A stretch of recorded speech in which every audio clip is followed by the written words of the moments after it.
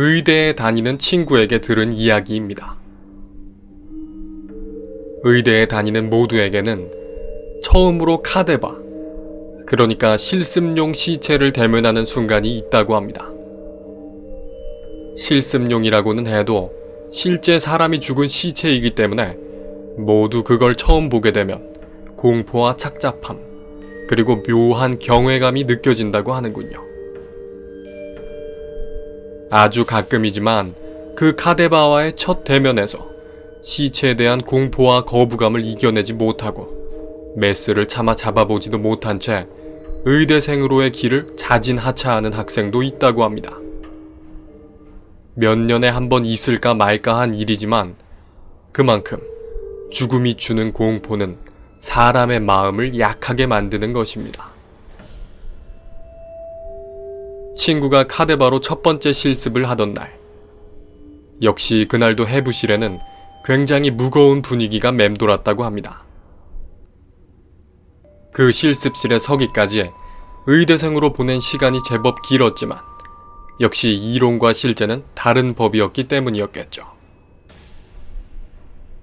시체라는 것이 주는 무게감과 이 시체를 통해 의술을 잘 익혀 사람을 치료하는 일에 꼭 보탬이 되겠다는 책임감, 그리고 죽음의 감각이 주는 스멀스멀한 공포가 친구와 동료들을 감쌌다고 합니다. 하지만 한 녀석, 덩치가 크고 우쭐거리며 항상 남을 깔보는 듯한 한 명의 동기만큼은 달랐다고 합니다.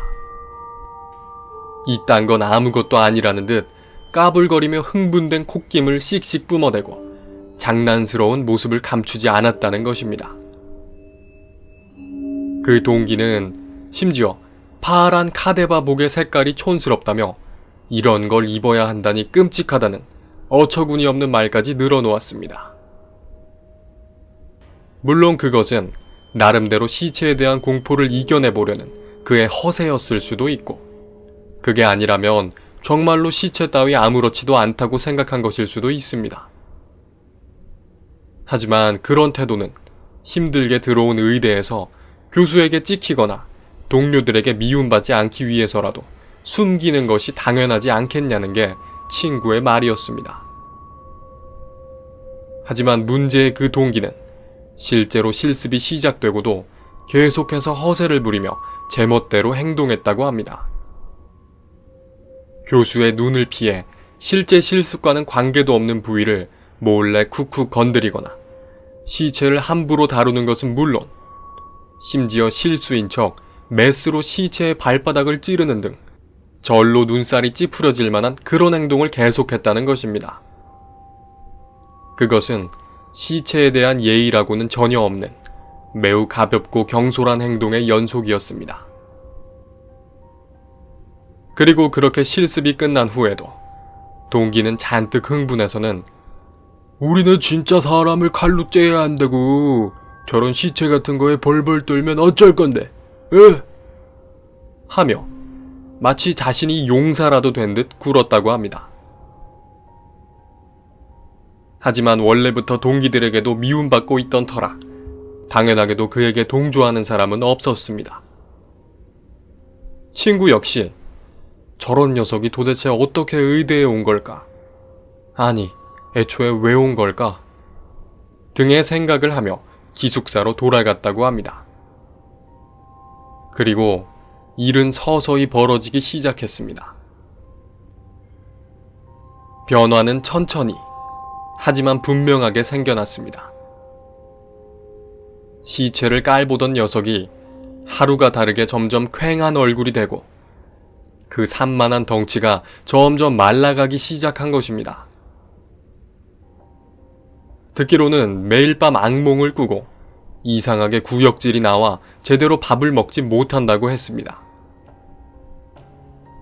그리고 날이 갈수록 그 정도가 심해져 나중에는 눈이 쑥 들어가고 피부가 거무죽죽하게 변해 전혀 다른 사람처럼 보이게 되었다는 것입니다.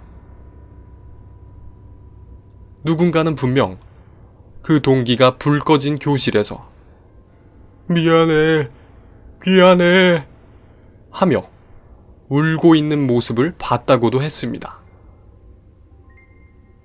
그날 실습실에서의 사정을 아는 이들은 그 동기가 시체의 귀신에게 저주받은 것이 분명하다며 수군거리게 되었습니다. 결국 점점 상태가 악화된 그 동기는 어느 날부터 캠퍼스에서 보이지 않게 되었다고 합니다. 고향으로 내려가 본가에서 요양을 하게 되었다는데 애석하게도 그 일을 슬퍼하거나 걱정하는 동기는 아무도 없었습니다.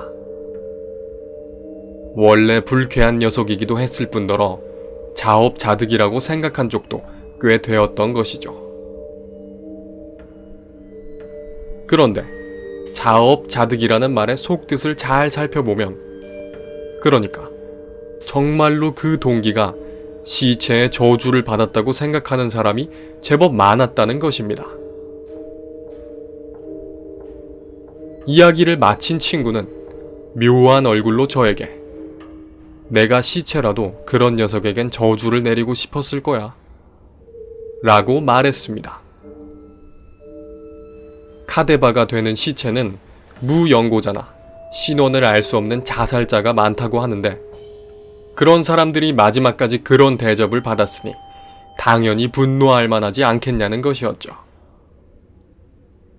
그렇다면 그것은 정말로 자신에게 최소한의 예조차 갖추지 못한 경솔하고 어리석은 자에 대한 시체의 복수였을까요? 그것이 아니라면 그저 허세로도 이겨낼 수 없었던 시체 해부에 대한 부담에 결국 짓눌려버린 나약한 마음의 말로였을까요? 어느 쪽이든 그 동기가 불쌍하다는 생각은 들지 않았습니다. 그것이 이 이야기의 솔직한 감상입니다. 오늘의 괴담은 여기까지입니다. 아무쪼록 들어주셔서 감사합니다. 부디 즐거운 시간 보내셨기를.